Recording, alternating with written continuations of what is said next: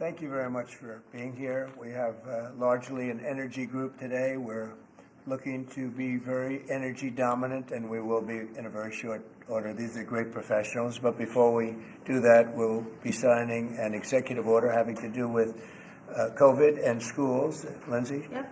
So this first executive order, it prohibits federal funding for COVID-19 mandates, vaccine mandates in schools. Okay, and that will meaning they want to clear that up, Yep. the discrepancy. So any schools that require students to be vaccinated with COVID-19 shot, then there's no more federal funding. So. Okay.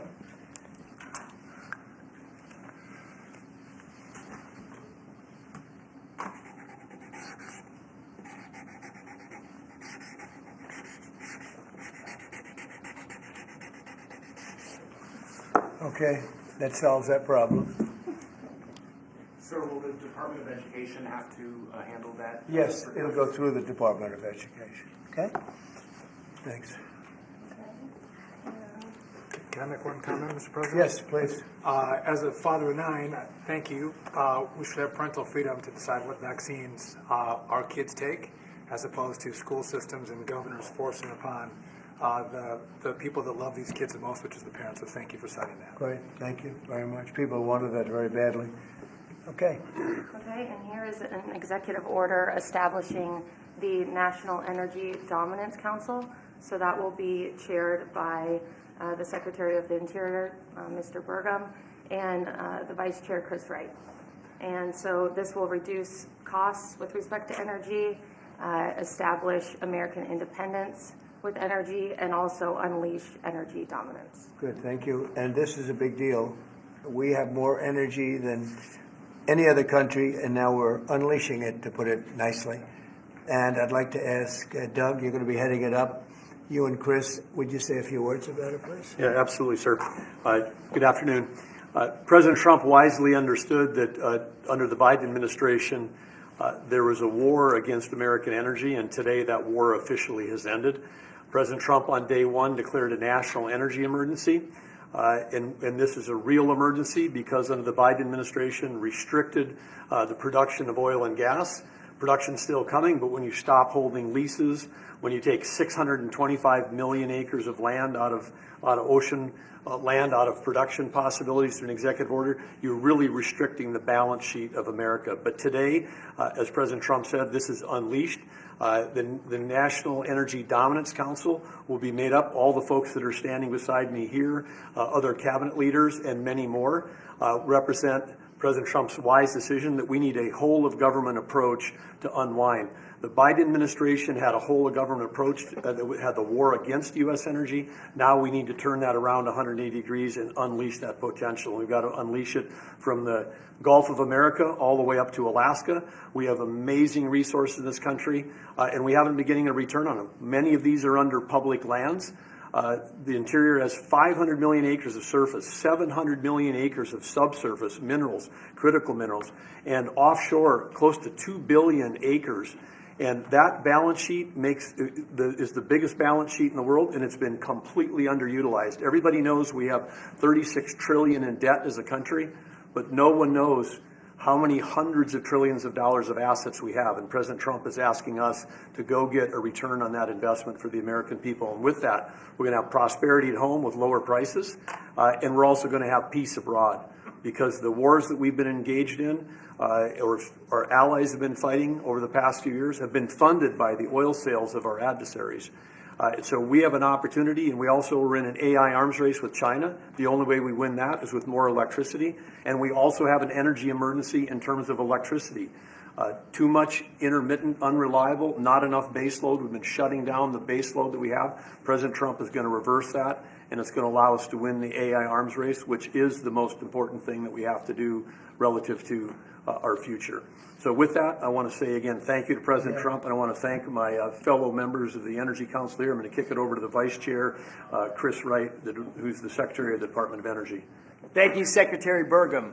Today is truly a great day for our country today. And Secretary Burgum laid out so many of the problems the last 4 years. If you put barriers in front of energy, you make it more expensive you make it less reliable, you make it harder to do business here, and harder for our consumers to pay their bills.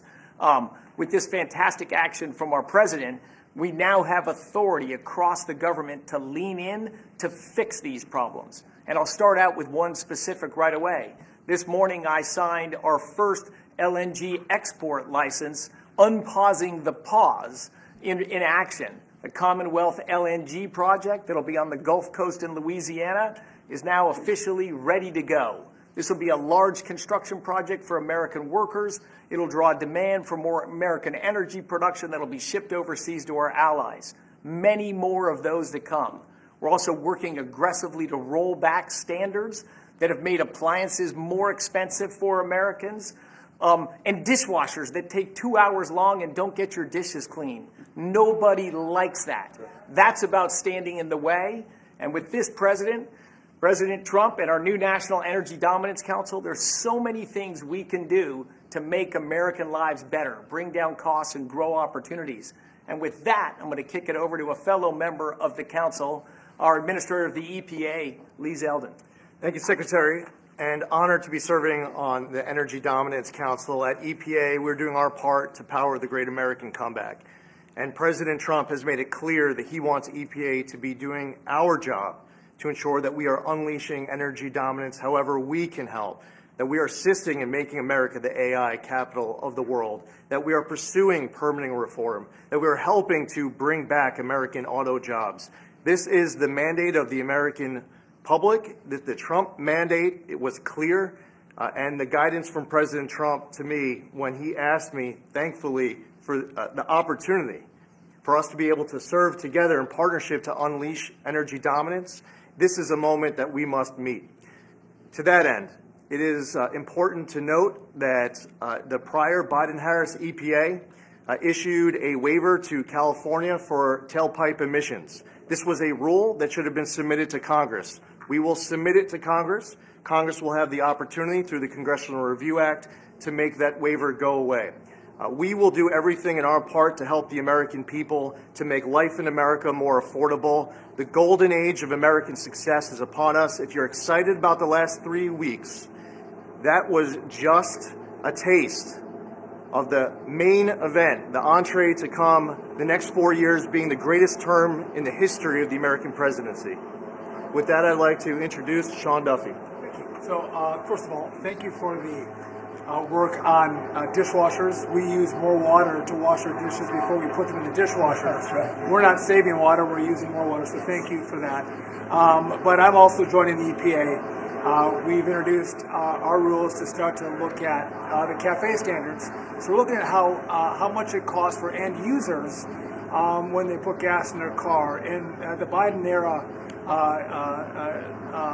standards are costing billions of dollars in taxes and carbon credits, which drive up the cost of vehicles. And so we're going to remedy that, rectify it, and make sure we're bringing down the cost of a car, number one. Number two, if I could just mention, Mr. President, per your direction, we are going to move forward with a permitting process for the Texas Gulf Link Deepwater Port, making sure we can move energy in and out of the country. So that was held up for 5 years.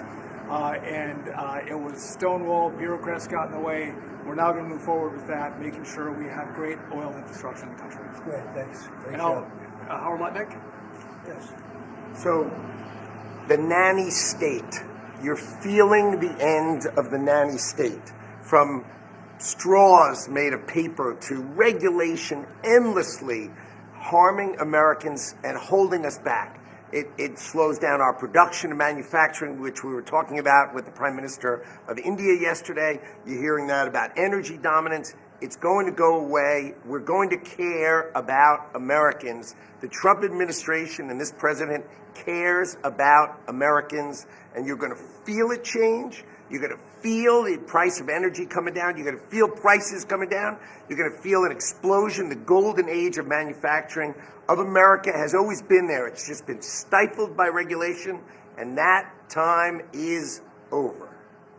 Thank you very much, Howard. Please. Mr. President, I just want to say that you've built such an incredible team, and Secretary and Chairman Burgum, that he's been working on this his whole life. And so what I expect you to see, sir, is action as early as next week that is going to shock people about how good it is for Americans. And so thank you for your leadership, sir. Thank you very much, Kevin. And we are also working on a project that has been under wraps for 20 years. Everybody wanted it. It's been held up by New York. It's a pipeline that will bring down the energy prices in New York and in all of New England by 50, 60, 70%. It should have been done years ago. We'll be speaking to New York, and the New York is actually the biggest beneficiary because their energy costs are very high. This will reduce them very substantially. But all of the governors want this to happen, and I think it's going to happen. It's now going to happen. It's something that's would rather not have to go eminent domain. We'll do that if we have to in New York, but hopefully we won't have to do that. This again will bring down energy prices in New England by numbers that nobody can even believe, probably 50, 60%, maybe even more than that. A lot of them don't even pay energy because they have no energy. They use logs. They go out and they cut down a tree. It's really a terrible situation. So we're going to get this done, and we can have it done once we start construction. We're looking at anywhere from 9 to 12 months, if you can believe it. It's going to go very rapidly. The other thing I'd like Doug to mention, the 635 million acres that Biden so viciously took out of our net worth. If you look at it from the standpoint of a company, you talk about net worth. They've destroyed our net worth. We're putting it back. It will be back as of this afternoon. And Doug, could you mention that? All of the millions and millions of acres that he just handed back to Yes, nobody. The executive order by President Biden that wiped out these trillions from our balance sheet. President Trump signed an executive order instructing me as the Secretary of Interior to unban that ban, and that's been accomplished. And so those are back on the U.S. balance sheet. Okay. Sorry, which one is that? The 625 million acres of offshore that was banned from further lease sales. Further anything. And 625 million acres is Right. 1/3 the size of the lower 48 that was taken off our balance sheet. It's back on there now. President Trump cares about the American people. He knows that these public lands belong to the public. They don't belong to Washington bureaucrats from the prior administration, and we're going to make sure that we get a return on investment for the American people. The amount of money that he took off our balance sheet, if you look at it as a balance sheet, it was incalculable. Nobody's ever seen anything like it. And he did that, I guess, in the last few days of the administration. He just wiped it out. 635 million acres, which if you sit down and look, it's like that's a major part of the ocean. And he just gave it away and took it away. And fortunately, it wasn't done with an act of Congress or anything. And we did it in a, I think, very abbreviated, very quick, and very legal procedure. And it's now back on our balance sheet. It's back as part of our country. What they did was so horrible. It was just a terrible thing to do, an unbelievable thing to do. Also, they mentioned dishwashers and sinks and showers and the whole thing. We're going to get rid of those restrictions. You have many places where they have water. They have so much water they don't know what to do with it. But people buy a house, they turn on the sink and water barely comes out. They take a shower, water barely comes out. And it's an unnecessary restriction. And basically, I think we're going to be going back to the Trump rule. We had it, and everybody was happy. And then these people came in and they restricted it again. So we're going back, and we'll get it approved by Congress. In addition, we'll get it approved by Congress. So for 4 years, it's good, but we're going to get it permanently taken care of. And again, very environmentally friendly. But we want to be able to, when somebody turns on a sink to wash their hands or presses the button for a dishwasher, and there's barely enough water there's no water. And you know what they do? They press the button 10 times. They run it 10 times. So it ends up costing a lot more. So I know you're working on that. And where are we on that? We're working closely with the Department of Energy with regards to rules that were enacted during the Biden administration. Inside of the EPA, we are overhauling the WaterSense standards that are there to update them for the American people, to bring down cost of living and combat inflation, and just pursue common sense. Good. Well, we have more oil and gas than anybody else in the world. We're opening up ANWR again. As you know, we got something. Ronald Reagan couldn't do it. No president was able to do it. I got it. And the first week in office, the Biden administration terminated that. Anwar is the biggest site, probably bigger than Saudi Arabia. We don't know yet, but it's of that size or bigger. And we hit gold, and I call it liquid gold, but we hit gold, and for whatever reason, they terminated it, and we were just ready to start utilizing it. This could take care of all of Asia, energy-wise, very close to Japan. In fact, Japan wants to go and be our partner doing the pipeline going right into the ships. So they expressed tremendous interest. So did Prime Minister Modi of India. And just in closing, both Prime Minister Modi and the Prime Minister of Japan, both very good people, they said we couldn't make a deal. We couldn't get any energy. I mean, you wonder what was going on with our country. They couldn't make a deal to get any energy from the Biden administration. They just couldn't do it. There was nobody to deal with. They didn't know how to go about it. And they're very happy that we're here. But we're going to really benefit our taxpayers, and we're going to benefit our country. So I want to thank everybody for coming. This is a very big bill. This is really going to be energy dominant. We're going to be energy dominant like nobody else. And this doesn't even discuss all of the electricity that we're going to be producing for all of the AI plants. You know, they need double the electricity at least that we have right now. So you take all of our electricity that we have all over the country just for AI to do it right and to win that war, which we're leading by a lot because of what we've done over the last few weeks. We're leading by actually a lot. But if you take all of it, we have to double our electricity needs just for the AI, and that doesn't include the other technologies. So it's a real honor to sign this bill. We're going to also work on CAFE standards. Lee, you're going to be doing that and make that whole situation, bring that back into reality, and I think very quickly, having to do with cars. Thank you very much.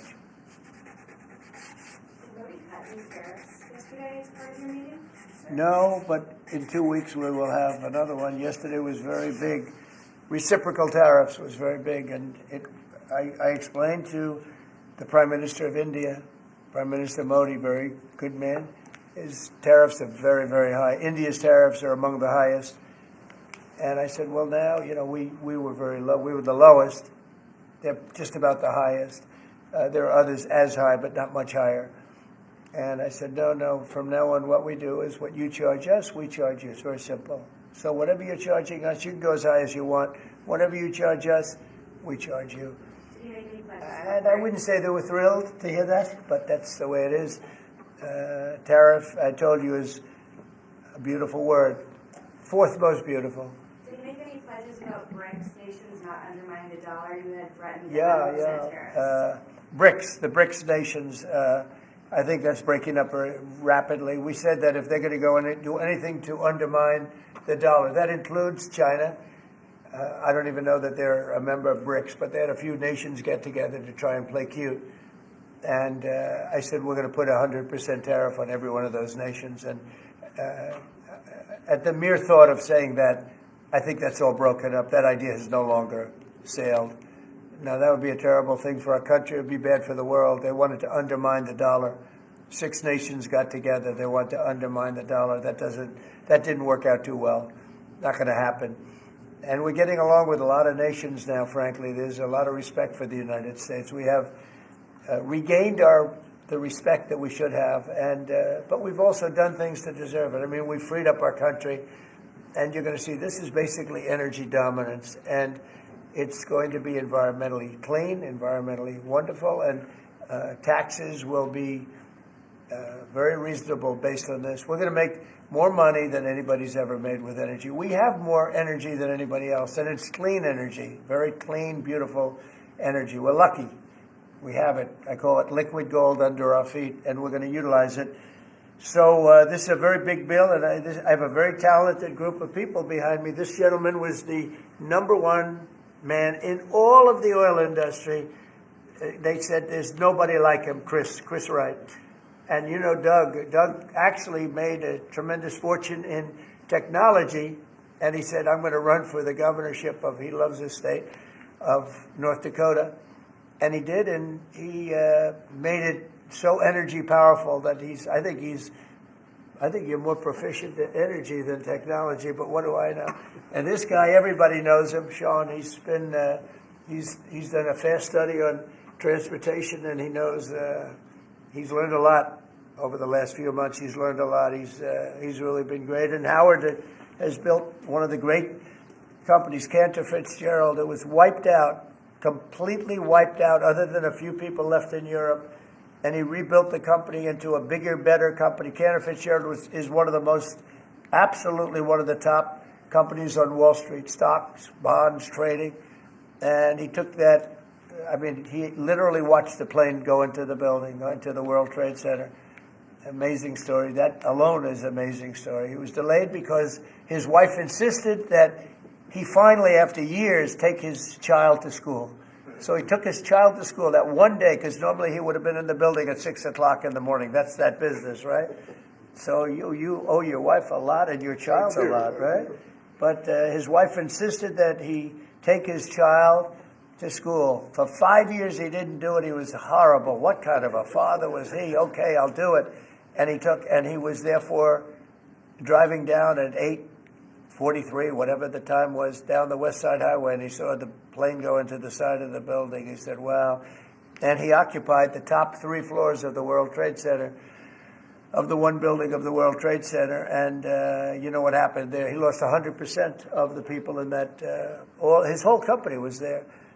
And he rebuilt his company step by step over years and became bigger and stronger. And he gave a tremendous amount of the profit to the families of the people that died, which he didn't have to do.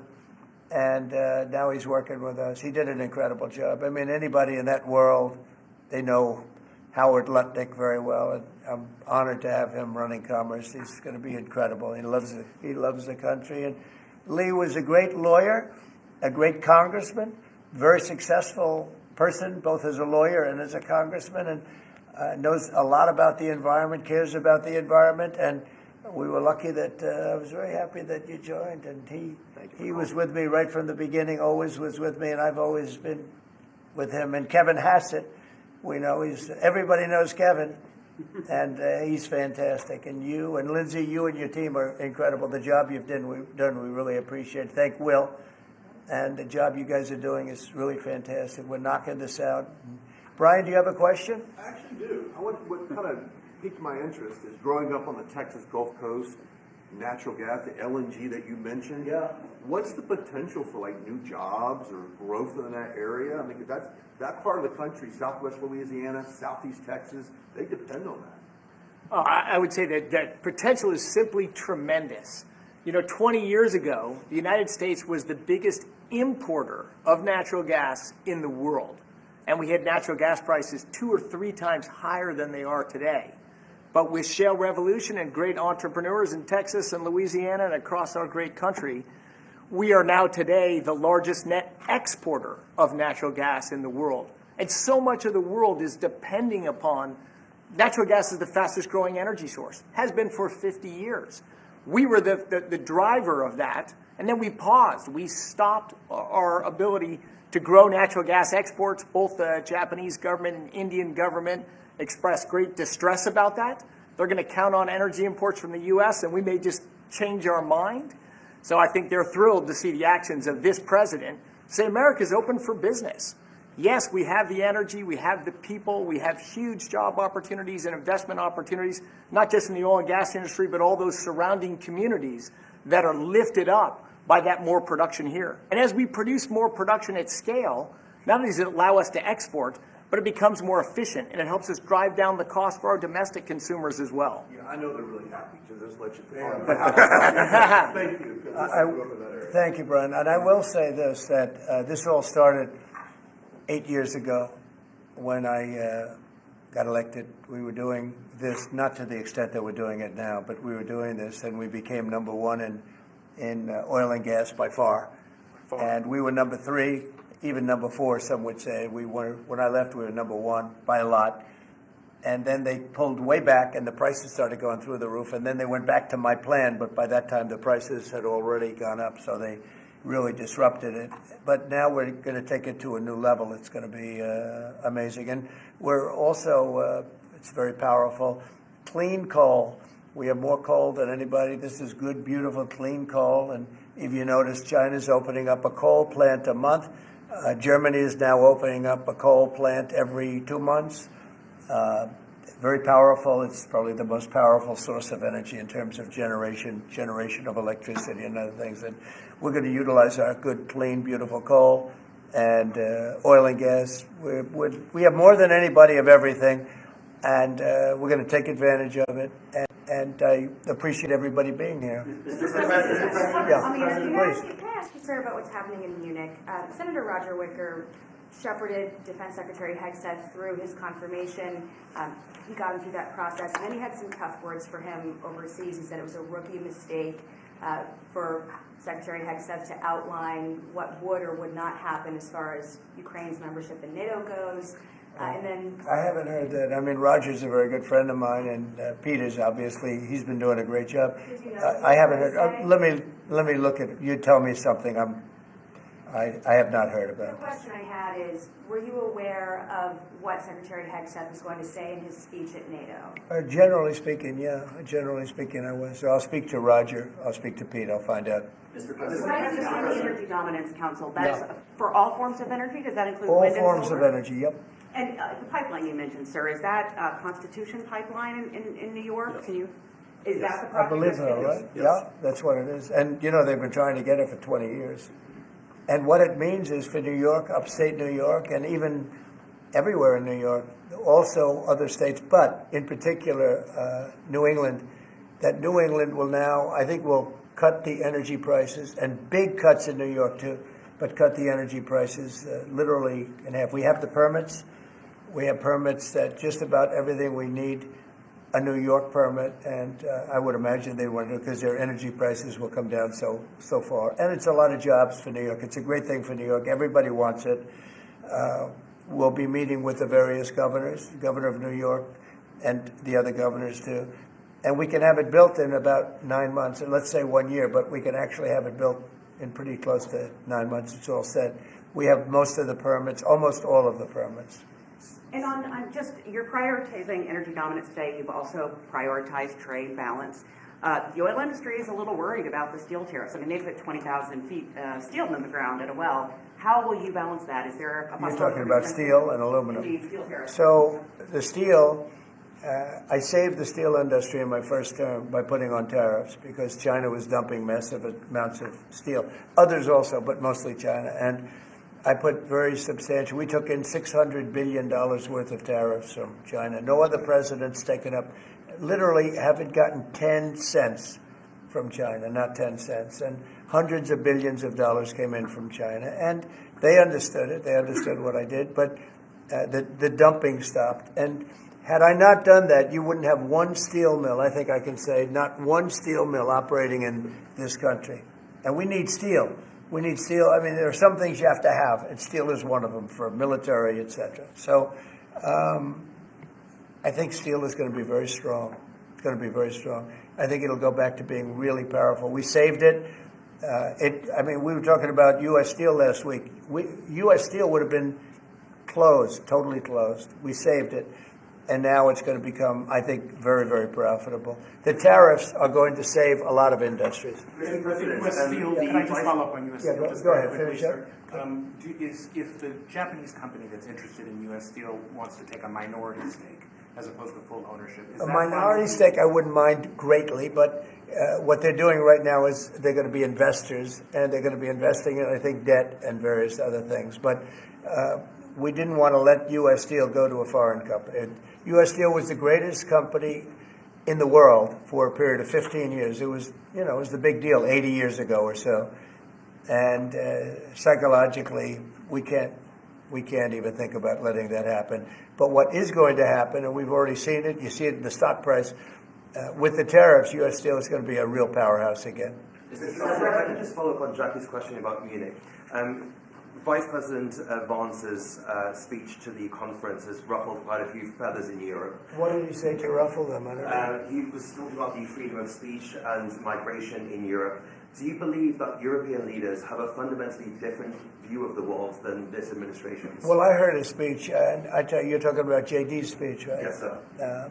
I heard his speech, and He talked about freedom of speech, and I think it's true in Europe. They're losing their wonderful right of freedom of speech. I see it. I mean, I thought he made a very good speech, actually, a very brilliant speech. Yeah. Europe has to be careful. And he talked about immigration. And Europe has a big immigration problem. Just take a look at what's happened with crime. Take a look at what's happening in various parts of Europe. I thought his speech was very well received, actually. I've heard very good remarks. And in regards to Ukraine as well, yesterday you mentioned that you thought Ukraine's NATO aspirations were one of the main reasons that the war broke out. Who do you blame for the war, Ukraine or Russia? Well, I think that there were a lot of people to blame. All I can say is very simply, if I were president, that war would never have happened. And you know what else wouldn't have happened? The Middle East wouldn't be all blown up, and October 7th wouldn't have happened either. Those two areas, you wouldn't have inflation, you wouldn't have October 7th, you wouldn't have Russia and Ukraine fighting. None of those things would have happened if I were president. Mr. President? Yeah, please. You mentioned auto tariffs the other day. Yeah. When do you plan to unroll those? Howard, I'd say over the next, sometime, maybe around April 2nd. I would have done them on April 1st. Believe it or not. I'm a little superstitious. No, literally, we had it planned for April 1st. I said, let's make it April 2nd. You know how much money that costs? That costs a lot of money just that one day. But we're going to do it on April 2nd, I think. Is that right? That's right. Okay? Thank you. The lead prosecutor in Eric Adams' case resigned today, saying anyone who didn't press forward would be a coward. What's your reaction to that and to the overall implication that politics were at play here? Well, I don't know about it. I mean, obviously I'm not involved in that. But I would say this, that if they had a problem, and these are mostly people from the previous administration, you understand, so they weren't going to be there anyway. They were going to all be gone or dismissed. If not, they know on Tuesday they're all being dismissed. You know, the whole country is being, because what you do is you come in and you put new people in. So when you say resign, they're going to be gone anyway. But I know nothing about the individual case. I know that they didn't feel it was much of a case. They also felt that it was unfair with the election. Look, I would know that better than anybody because I was weaponized more than any human being in the history probably of the world. And I won the election in a landslide, winning all 7 swing states, winning the popular vote and everything else. Because the people got it. It was weaponized, and I was weaponized literally weeks before the election. But I think there's also something to be said. I read that. There's something to be said for what they were doing. It looked to me to be very political. But why didn't they bring this up like 4 or 5 weeks ago, 6 weeks ago, or whenever it happened? You know, they just sat around and didn't complain. Then all of a sudden they complain, and they know they're all being dismissed anyway. So, you know, that's the way it is. That's called politics, I guess. Yeah, please. Earlier this week, you predicted that all hell would break loose if Hamas didn't hand over all of their hostages. What do you expect to happen tomorrow in terms of... I don't know what's going to happen tomorrow at 12 o'clock. It was up to me. I'd take a very hard stance. I can't tell you what Israel's going to do. But I watched the last people come out, and I looked at a before and an after picture. One guy was a big, strong, healthy guy. You could say he was a little bit overweight. He's not overweight anymore. He looks like he just came out of the Holocaust. It looks like a Holocaust picture. I've looked at him for a long time, and they've been treated very badly. A young lady came out last week. Her hand was blown off. I mean, literally, her hand was trying to stop a bullet that was headed for her face. She put up her hand. She goes like this and wiped out her fingers and a lot of her hand. Now, I would take a different stance, but it depends. Look, it depends what Bibi's going to do. It depends what Israel's going to do. But and now I understand they've totally changed. Hamas has totally changed. They want to release hostages now again. But you have to see, this started by them saying, we're not going to release the hostages as we said we were. I said, good. You have till 12 o'clock on Saturday, which is tomorrow at 12 o'clock to do it. And we didn't hear anything. Then all of a sudden, 2 days ago, they said, no, we've decided we're going to release the hostages. So, but I actually think they should release all of the hostages.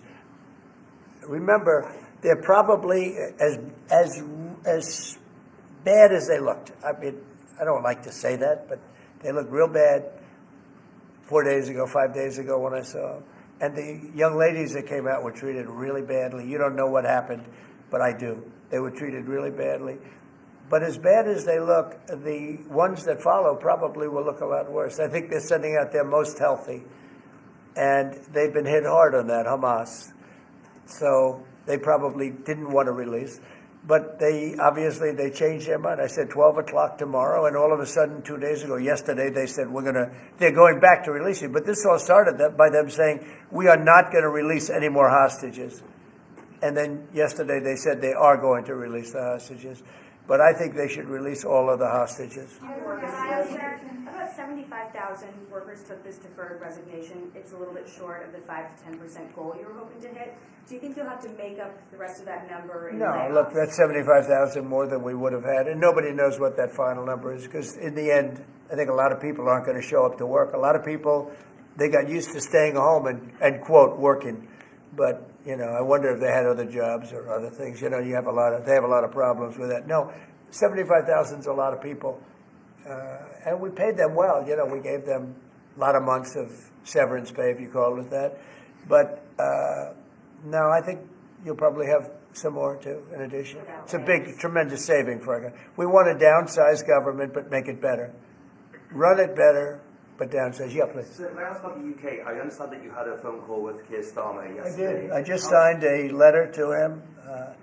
He asked for a meeting, and I agreed to the meeting. We're going to have a friendly meeting. Very good. We have a lot of good things going on.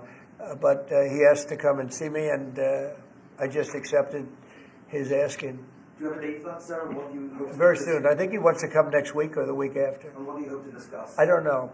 It was his request, not mine. But, I've met him twice already. We get along very well. He's a very nice guy. Thank you very much, everybody. Thank you. Thank you very much. Appreciate it. Thank you, Brian. Thank you, press. Thank you. Thank you, press. Thank you, press. Thank you, sir. Thank you. Thank you, sir. Thank you. Good job.